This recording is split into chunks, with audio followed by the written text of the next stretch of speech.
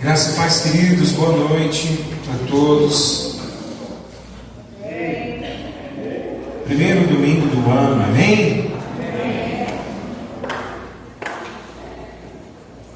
Queria te convidar nesse momento a abrir a sua Bíblia em Hebreus capítulo 10, no versículo 23.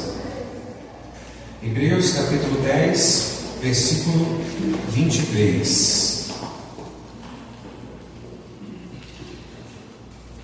Louvado seja o nome do Senhor.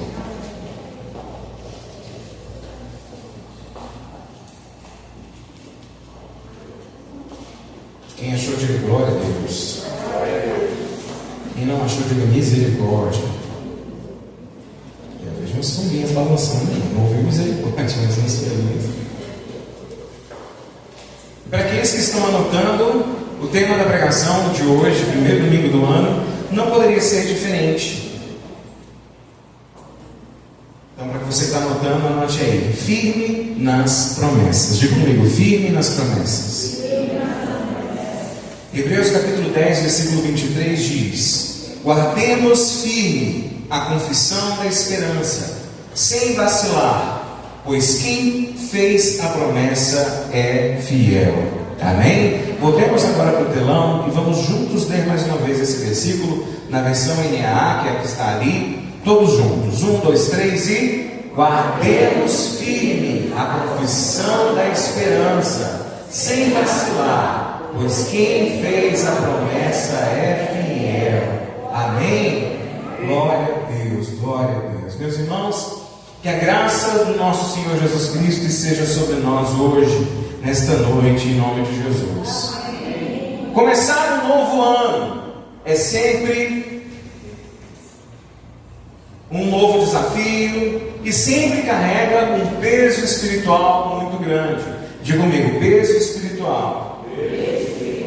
O calendário ele muda, mas o coração das pessoas segue ainda cheio de histórias, de marcas, de cicatrizes, de expectativas, de sonhos, de frustrações e muitas vezes de lembranças que ainda doem.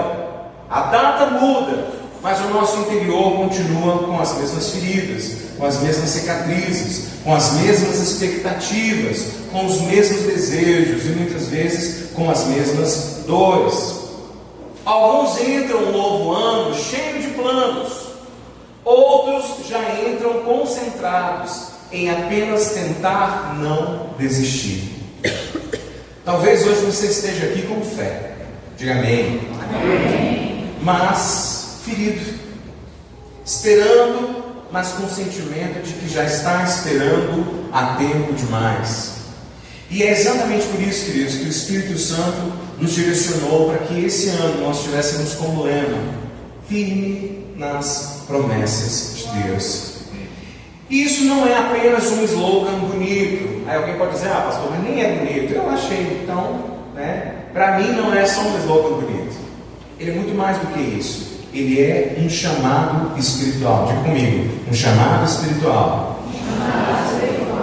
Por quê? Porque Deus ele não está nos chamando para criarmos novas promessas, para uma expectativa de promessas que virão, mas Ele está nos chamando a permanecer firme naquilo que Ele já nos prometeu.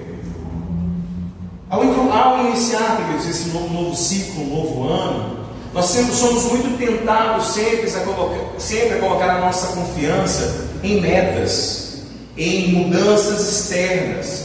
Nós olhamos para o mundo, olhamos para as situações e algo bom vai acontecer e vai ser diferente, mas estamos sempre colocando muitas vezes a nossa confiança nessas metas, nessas expectativas, em novas oportunidades. Meus queridos, a palavra do Senhor nos lembra que o fundamento da nossa esperança não mudou, porque Cristo ele é o mesmo ontem, Ele é o mesmo hoje e Ele é o mesmo para todo sempre. O texto que nós lemos diz o seguinte: guardemos firme a confissão da esperança sem vacilar. E isso não é um convite opcional. Diga comigo: não é um convite opcional, mas é uma exortação, é uma ordem cheia de amor para uma igreja que estava cansada, para uma igreja que estava pressionada, uma igreja que estava tentada a retroceder. Diga misericórdia. Para nós entendermos um pouco melhor a respeito do contexto para quem essa carta foi escrita, é importante a gente saber que a carta aos Hebreus ela foi escrita por os cristãos judeus que estavam sofrendo perseguição, que estavam sofrendo rejeição, e mais do que isso, eles estavam tendo algumas perdas por conta da fé que eles professavam. Muitos deles estavam pensando seriamente em voltar atrás. Muitos estavam com a intenção, com a inclinação de abandonar o caminho, em soltar, em largar aquilo que eles um dia abraçaram de maneira tão forte e com tanta convicção. Esse é o contexto desse texto. Essa carta foi escrita para esse povo que estava sendo perseguido, para um povo que estava sendo pressionado, para um povo que já não tinha muito e aquilo que tinha já estava se perdendo por conta da fé que eles professavam. O amor por Jesus que era latente em seus corações, o desejo de servir e fazer a obra estava indo embora. E aquele povo, que antes estava tão apaixonado, tão cheio, agora estavam a ponto de fraquejar, estavam a ponto de lançar fora aquilo que um dia tanto quiseram e tanto amaram. E é nesse contexto, queridos, que o autor diz: guardem firme. Diga comigo, guardem firme. E o que ele está dizendo aqui? Segurem, não soltem, não larguem, não afrouxe a mão. A fé, queridos, ela não é uma ausência de crise, mas ela é permanecer apesar da crise. Diga comigo, a fé não é ausência de crise. Diga, fé é permanecer apesar da crise. O verbo usado no original grego para esse termo, guardar firme, é o katechone, que carrega a ideia de segurar com força, de manter sob domínio, de não deixar escapar, mesmo quando há pressão. Isso nos ensina algo muito poderoso. Algumas promessas, queridos, elas não se cumprem na nossa vida, não porque Deus falha. Elas não se cumprem muitas vezes porque, em algum momento, nós deixamos de segurá-la pela nossa fé. Quantas vezes Deus tem uma promessa, mas no caminhar, diante das frustrações, diante dos medos, diante das dificuldades, nós abandonamos aquelas promessas. E o texto ele continua dizendo: guardemos firme a confissão da esperança.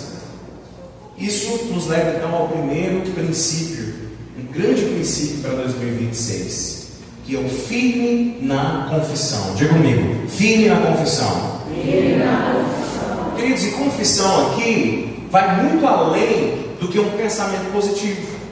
Confissão aqui não é negar a realidade.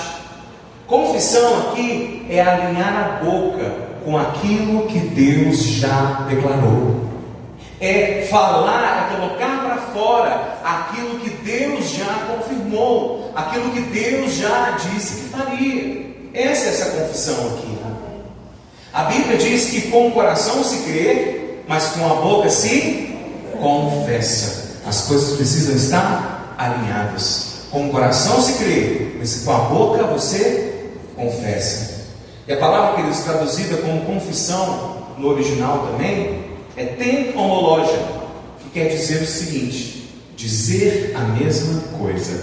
Olha só, muitas vezes o problema, queridos, não é que o coração deixou de crer, mas é que a boca começou a falar o contrário da fé. O que a palavra nos ensina? Que com o coração nós cremos, mas com a boca nós confessamos. O que você tem falado? As palavras que saem da sua boca, elas estão de acordo com aquilo que Deus te prometeu? Eu disse hoje isso para alguém, estava com dúvida a respeito do futuro. Eu falei: olha, nós precisamos confessar, nós precisamos abrir a nossa boca para falar aquilo que Deus já colocou no nosso coração, aquilo que Deus já falou no nosso coração. Então isso precisa estar alinhado. Há pessoas que dizem, eu creio, mas todos os dias confessam medo, confessam derrota, confessam fracasso, confessam desistência. Sabe aquelas pessoas que, olha, eu não aguento mais, eu vou acabar desistindo. Sabe aquela mãe? A minha vontade é de sumir. Um dia eu sumo, um dia eu enlouqueço. Com o coração, professa fé, né? No coração tem a fé. Meus filhos vão ser bem-sucedidos, a minha vida vai ser longa, eu vou cuidar da minha casa, eu vou cuidar do meu marido. Mas a boca está dizendo o contrário. Um marido que crê que pode ter uma porta aberta, que pode ter um futuro melhor, um melhor salário, mas com a boca nada dá certo. Ah, eu já sabia. Com o coração se crê, mas a boca confessa o contrário. Diga comigo, precisa estar alinhado. Precisa estar alinhado. Em 2026, queridos, o que vai sair da sua boca? O que vai sair da sua boca? Você vai confessar promessa ou problemas? E aí? Você vai repetir o que você vê ou você vai declarar aquilo que Deus disse? Parece óbvio a escolha, mas no dia a dia a gente sabe que não é assim. Muitas vezes falamos daquilo que nós vemos e não daquilo que nós cremos. Diga, minha boca precisa falar daquilo que eu creio.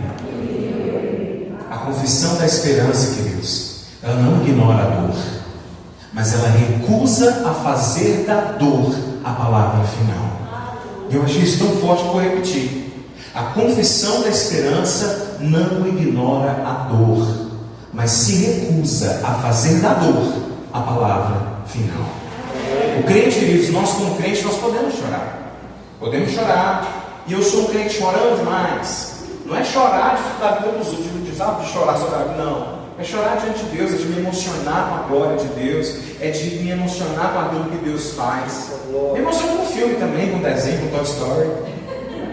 Mas me emociono, não é um choro de só de dor, não. Nós podemos chorar. Sabe o que nós não podemos? Desistir. Diga, o crente pode chorar, mas ele não pode desistir. O crente, queridos, ele pode se sentir fraco, mas ele não pode negar aquilo que Deus prometeu. E o texto ele continua, né? Sem vacilar, guardemos firme a confissão da esperança, sem vacilar. Diga comigo, sem vacilar. Sem vacilar. E isso nos leva a um segundo princípio muito importante para 2026. Estarmos firmes mesmo sem ver. Diga, eu preciso estar firme mesmo sem ver. Queridos, esperança bíblica não é expectativa humana. Não é. Esperança bíblica, ela é certeza baseada em quê? No caráter de Deus. A esperança que nós professamos não é um sentimento de que, eu acho que vai dar certo. Não é, sabe, vamos unir aqui força positiva, palavras positivas. Não. A esperança bíblica é baseada no caráter daquele que prometeu. Se Deus prometeu, é porque Ele é fiel para cumprir. E se Ele é fiel para cumprir, vai acontecer. A nossa esperança está ligada ao caráter de Deus.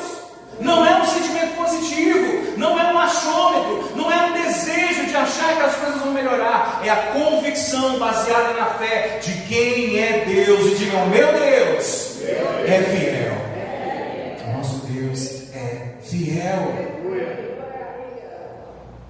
Abraão, queridos, ele recebeu uma promessa e ele andou anos sem qualquer evidência de que isso se tornaria real, de que isso se cumpriria. Muito pelo contrário, o tempo só parecia trabalhar contra ele. Essa é a realidade. Mesmo assim, a palavra diz que ele não se deixou dominar pela incredulidade, mas ao contrário, ele escolheu fortalecer-se onde? Na fé. Diga, assim como Abraão, eu não posso deixar a incredulidade me dominar. Diga, mesmo que as circunstâncias sejam contrárias, diga, eu preciso escolher me fortalecer na fé. Queridos, vacilar não é cair. Sabe o que é vacilar? É soltar aquilo que Deus mandou segurar. Vacilar é abrir mão daquilo que Deus prometeu. Vacilar é deixar de crer naquilo que um dia Deus te falou. Isso é vacilar. É deixar, queridos, que o tempo, é deixar que a dor, é deixar que a frustração fale muito mais alto do que a voz de Deus, de misericórdia. Talvez você esteja entrando nesse ano de 2026 carregando promessas antigas. Promessas essas que parecem estar tão desgastadas pelo tempo. Mas Deus te trouxe aqui hoje, querido, com um propósito. Para te dizer o seguinte: não solte, não vacile, não negocie aquilo que o Senhor prometeu. As promessas que Deus te disse lá quando você engravidou. É difícil olhar para o filho adulto hoje e se lembrar delas. Ei, não solte. Deus prometeu, Ele é fiel. As promessas que Deus te fez antes de você se casar, ao olhar para o seu casamento hoje, talvez seja difícil, talvez seja desgastado. Ele é fiel para cumprir. Não solte, não largue, não vacile, em nome de Jesus. Continue firme nas promessas, firme naquilo que Deus já te entregou. Não solte, não vacile, não negocie, queridos, aquilo que o Senhor já te prometeu. Então o versículo termina com a base de tudo. Pois quem fez a promessa é fiel. Pois quem fez a promessa é fiel. Pois quem fez a promessa é fiel. É a base de tudo. Aqui está o fundamento da nossa fé. Nós servimos a um Deus fiel. Queridos, o texto não diz que nós vamos permanecer firmes porque nós somos fortes. Não, ele não diz isso. Não diz que o tempo será fácil. O texto não está dizendo isso. Não diz que o caminho será curto. Mas ele diz que nós deveremos permanecer firmes. Por quê? Por causa daquele que prometeu. É por conta dele. E ficar firme na fé não é pela nossa capacidade. Permanecermos firmes na fé não é pelo nosso próprio desejo, mas a nossa garantia é que o Senhor, o Deus que prometeu, Ele é fiel para cumprir. Ele é fiel. A fidelidade de Deus, queridos, ela não depende do nosso momento. A fidelidade de Deus não depende do nosso desempenho. A fidelidade de Deus não depende da estação que nós estamos vivendo. Ele é fiel quando nós estamos fortes. E Ele permanece fiel quando nós estamos fracos. Ele é fiel quando nós entendemos. E Ele continua fiel quando nós não entendemos.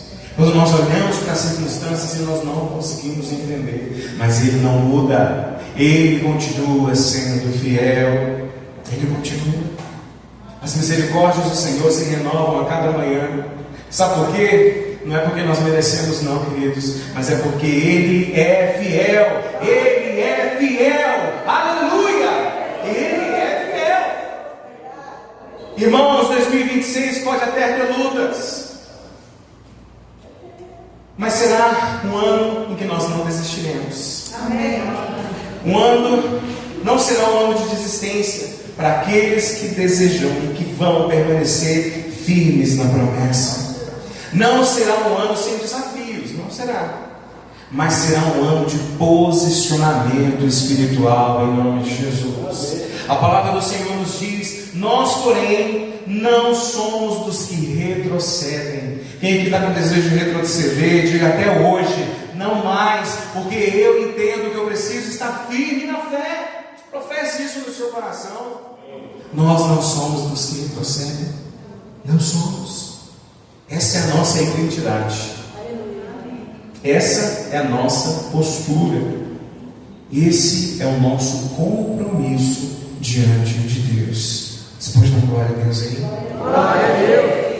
Hoje, nesse primeiro domingo do ano, queridos, Vamos decidir juntos, declarar ao Senhor: eu não solto, eu não negocio, eu não abandono, eu permaneço firme nas tuas promessas. Diga comigo: eu não solto, eu não negocio, eu não abandono, eu permanecerei firme nas tuas promessas. 2026, querido, seja conhecido como o ano em que a igreja decidiu não viver de sentimentos, mas de promessas. Não viver por aquilo que se vê, mas pelo que Deus falou. Não firmada nas circunstâncias, mas firmada na fidelidade de Deus, firmado naquilo que Ele prometeu. Pergunte a pessoa que está do seu lado, diga: tem promessa aí? Diga: Deus já te prometeu algo? Ele é fiel para cumprir. E diante de tudo isso, queridos, a pergunta é, e a minha pregação hoje é bem breve, até tentei deixar ela comprida, mas eu não vou falar além daquilo que o Senhor quer dizer. A pergunta é: o que nós faremos com as promessas que nós já recebemos? O que nós faremos? Talvez, queridos, Deus já tenha falado com você sobre a sua casa, já tenha falado com você sobre o seu casamento, Deus já tenha falado com você a respeito dos seus filhos, sobre o seu chamado, sobre a sua vida espiritual, sobre os seus ministérios, sobre a sua saúde, sobre o seu futuro. E eu quero te convidar a se concentrar. E o Espírito Santo ele vai te direcionar e vai te fazer lembrar de promessas que um dia Ele te fez. Promessas que Ele te fez antes de você ser mãe, antes de você ser pai, sobre os seus filhos. E ao olhar para os filhos hoje, talvez seja difícil crer, mas Ele permanece fiel.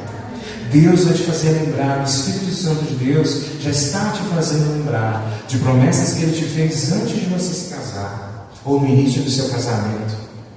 E ao olhar para o seu casamento hoje, talvez seja difícil crer, mas Ele continua fiel. Não é sobre o seu cônjuge, não é sobre você, não é sobre a sua capacidade, não é sobre a sua estação, é sobre a fidelidade do nosso Deus.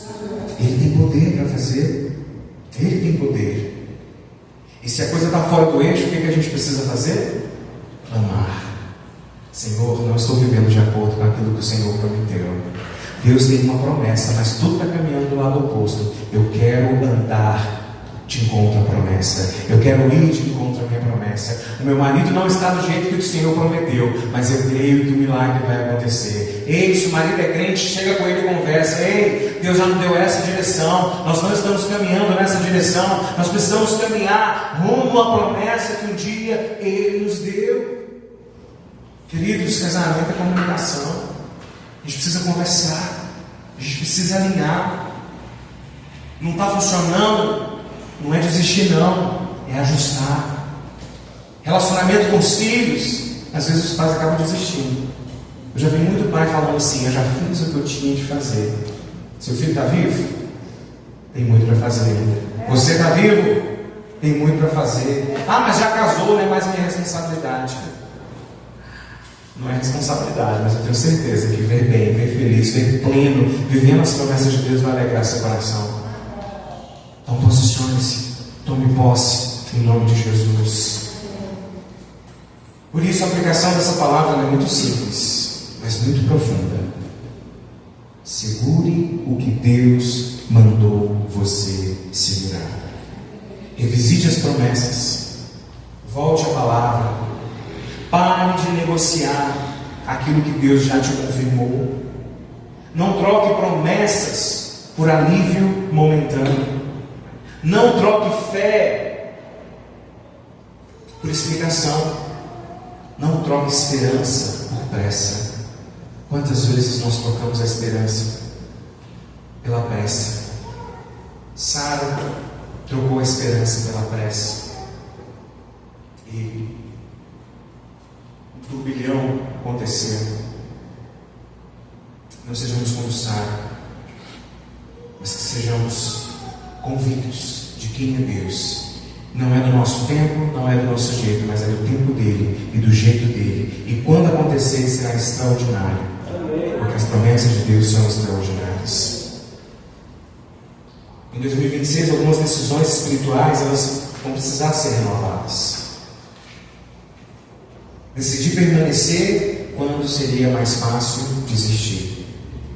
Permanecer fiel, queridos, quando o mais fácil é sair fora, dentro de um casamento, dentro de um ministério, dentro de uma igreja.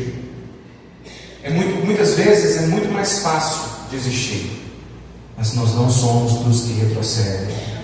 Nós precisamos decidir confiar, ainda que não haja evidências. Isso é fé. Nós precisamos decidir continuar confessando a palavra quando o cenário insiste em dizer o contrário. Não é como o país está politicamente, não é sobre a nossa economia, mas é sobre o caráter do Deus que nós servimos. Talvez, queridos, em 2026 o nosso maior milagre não seja algo externo, mas talvez uma fé que permanece firme até o fim. Mantenha os seus olhos em Cristo. Sabe por quê?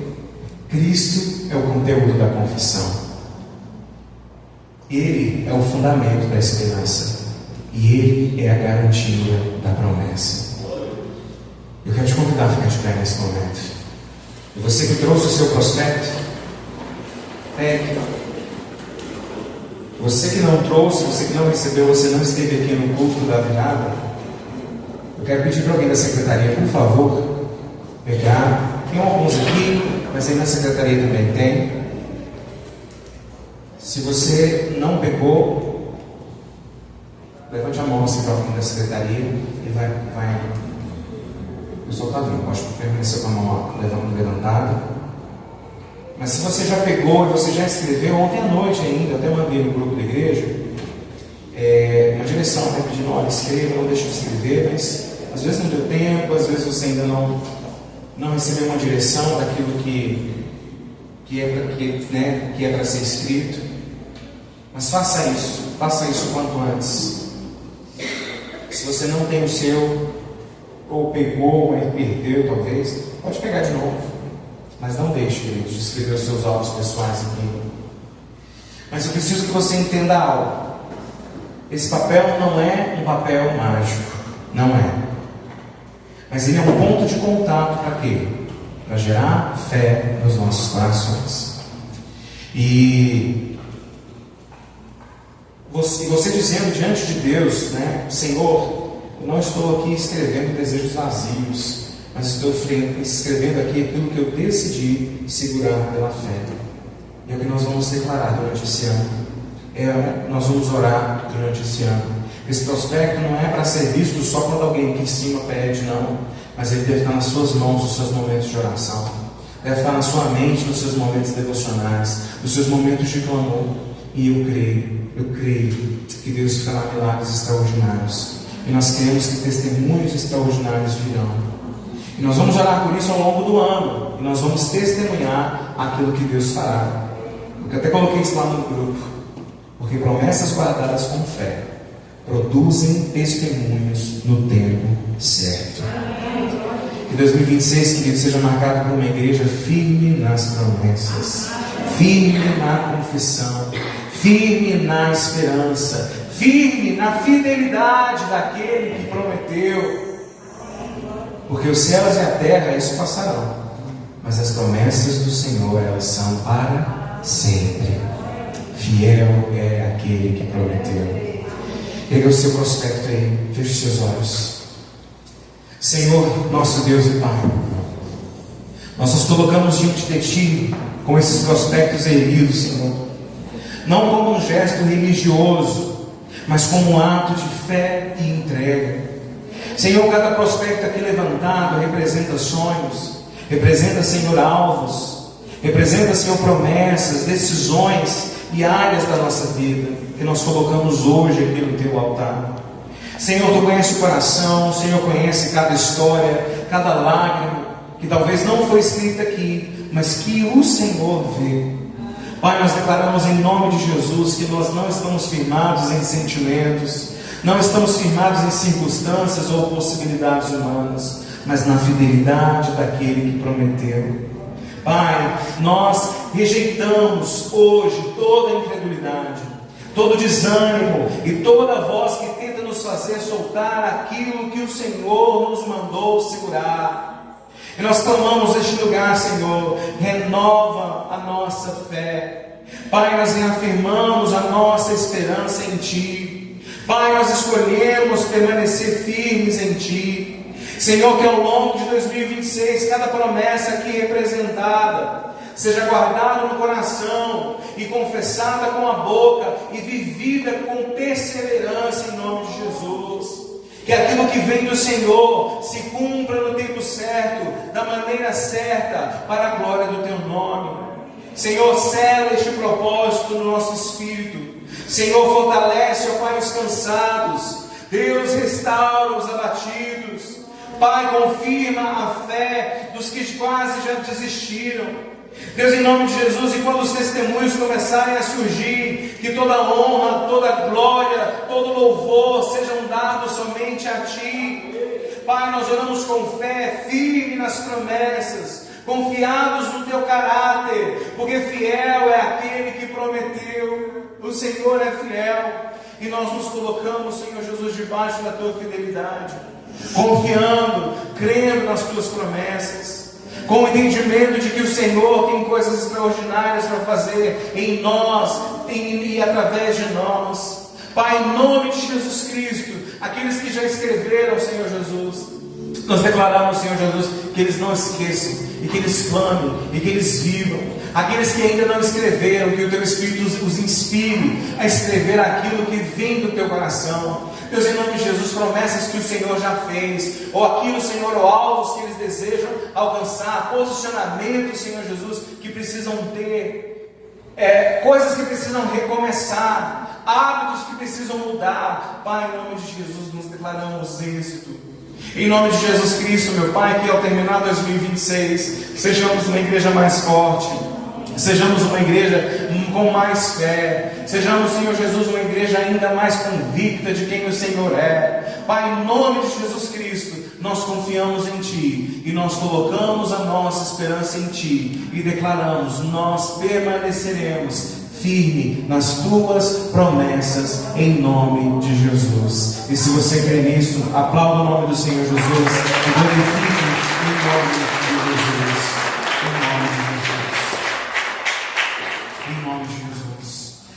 Queridos, se você ouviu essa palavra e você ainda não tomou a decisão de reconhecer Jesus como Senhor e Salvador da sua vida, eu quero te dizer que você tem a oportunidade de fazer isso agora. Se ouvir essa palavra, você já tem há um tempo entendido que o Senhor está te chamando, eu quero te dizer que esta é a noite do seu encontro com o Pai. Eu quero te convidar a vir aqui à frente e publicamente declarar Jesus como Senhor e Salvador da sua vida. Se você já fez isso alguma vez, mas se afastou e hoje deseja se reconciliar com o Pai, o desejo se estende a você também. Eu quero te convidar a vir aqui à frente. Alguém nessa situação? Alguém hoje quer voltar para Deus, para o Senhor? Alguém hoje quer reconhecer Jesus como Senhor e Salvador da sua vida? Alguém? Não? Glória a Deus. Se todos estão em Cristo, que possamos permanecer firmes nas promessas dele, em nome de Jesus. Amém? Vamos louvar o nome do Senhor Jesus?